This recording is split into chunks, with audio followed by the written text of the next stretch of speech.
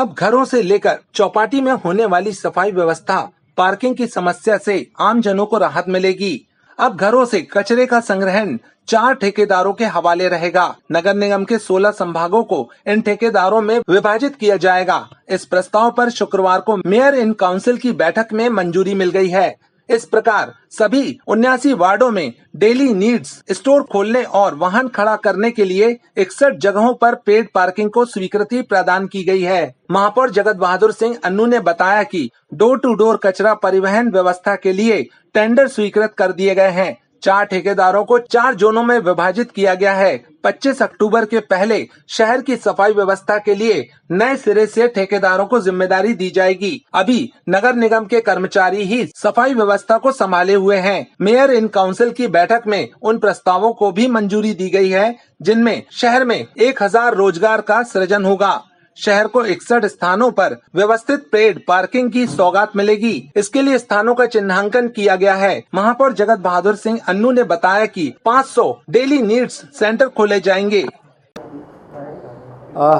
हम लोगों ने तैयारी करके आज MIC में फूड मार्केट पर चर्चा की, 56 दुकानें बनाने की, परंतु अपूर्ण था वो विषय, तो उसको वापस हम लोग भेजकर उसमें जो सुधार है उसको करके आने वाले 15 दिन या 1 महीने के अंदर उसको पूर्ण बनाकर उसके बाद 56 दुकानों का हम लोग यहाँ से स्वीकृति देंगे और उसका टेंडर होके मुझे ऐसा लगता है कि आने वाले दिसंबर या जनवरी के माह में हम लोग जबलपुर शहर में, हो सकता है उसका नाम 56 भोग ना हो, उस पर नाम हम लोग नामांकन करेंगे, लेकिन एक ऐसी अच्छे स्तर की राष्ट्रीय स्तर की चौपाटी जबलपुर शहर को बहुत जल्द मिलने जा रही है। हर वार्ड में हम लोग हर वार्ड में लगभग 6 के आसपास डेली नीड्स के बहुत खूबसूरत अंतर्राष्ट्रीय स्तर के आपको काउंटर्स बनाने जा रहे हैं, जो हम शहर के लोगों को ही आरक्षण के आधार पर, चाहे वो हमारी मातृशक्तियाँ हों चाहे दिव्यांग लोग हों, जो सरकार के नियम है उसके तहत हम लोग उसका आवंटन करने जाएंगे। और हम लोग ACP के अच्छे काउंटर्स, उसका टेंडर की प्रक्रिया स्वीकृति हम लोगों ने दी है। हमारे जो वेंडर्स आएंगे वो सीधे तौर पर जो हमारे लोग चयन होंगे उनको सीधे तौर पर उनको देंगे।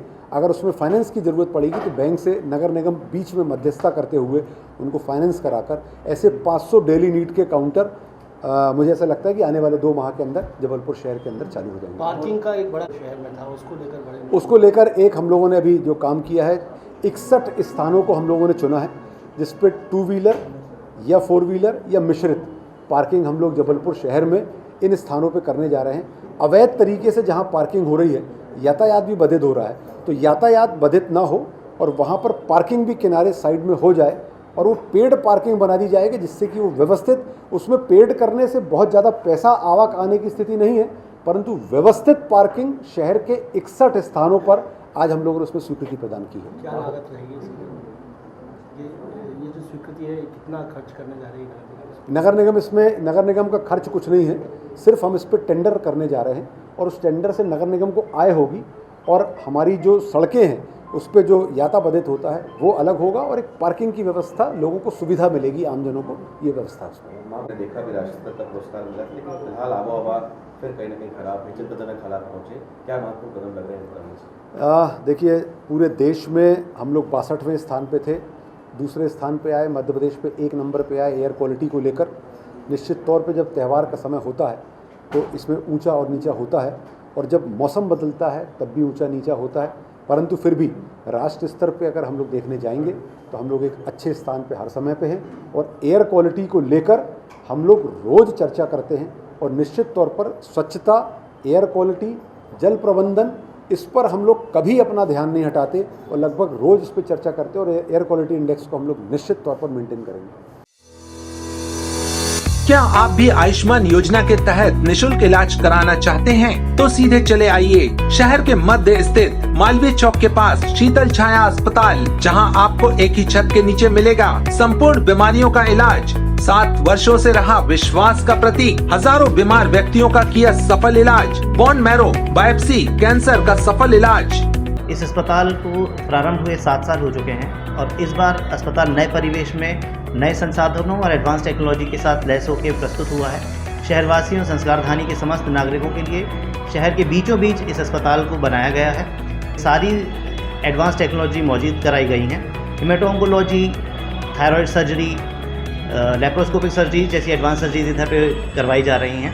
Bone marrow aspiration, bone marrow biopsies जैसे सुविधाएं भी उपलब्ध हैं। हमारे यहाँ प्रतिदिन अलग अलग मर्जों की हाई लेवल की सर्जरीज और एडवांस आईसीयू में ट्रीटमेंट किया जाता है।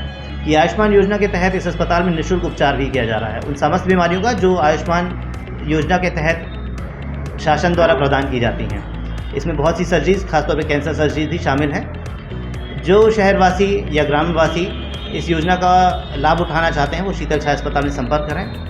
हम आपकी सेवा के लिए प्रतिबद्ध हैं। धन्यवाद।